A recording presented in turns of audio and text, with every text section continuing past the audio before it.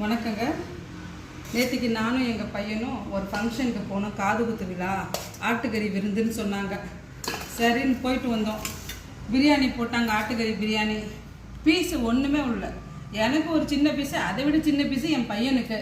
ஐயோ, அவனுக்கு சின்ன பீஸாக இருக்கேன்னு என் பீஸை தூக்கி அவனுக்கு கொடுத்துட்டு, டேய் பீஸுன்னு போடுங்கடா, பீஸு இல்லையே பிளேட்லன்னு கத்துனா. அவனுக்கு திரும்பி பார்க்க மாட்டேன்னு போயிட்டான். ஐயோ, நம்மள்கிட்ட இருந்த பீஸும் போயிடுச்சே அப்படின்னு நினச்சிட்டு வந்துட்டு திருப்பி சரி வாடா வீட்டில் போய் செஞ்சுக்கலாம். நாங்கள் ஆக்சுவலாக என்ன நினச்சேன், எனக்கு கோபம், கொடுத்த மொய்யை வாங்கிட்டு வந்துடணும். ஆட்டுக்கறி போடுறேன்னு சொன்னானே, 1000-2000 நம்ம மொய் வைக்கிறோம். ஒரு பீஸு கூட அங்கே இல்லை. அப்போ எவ்வளோ மன வேதனையாக இருக்கும். இந்த வடையும் போயிட்டு இது மாதிரி ஃபீல் பண்ணிவிட்டு வந்துட்டேன். அப்புறம் வந்து சரி இன்றைக்கி ஆட்டுக்கறியை வாங்கி குழம்பு வச்சு பிள்ளைக்கும் கொடுத்துட்டு நானும் சாப்பிட்றேங்க. அவ்வளோதாங்க. வணக்கங்க.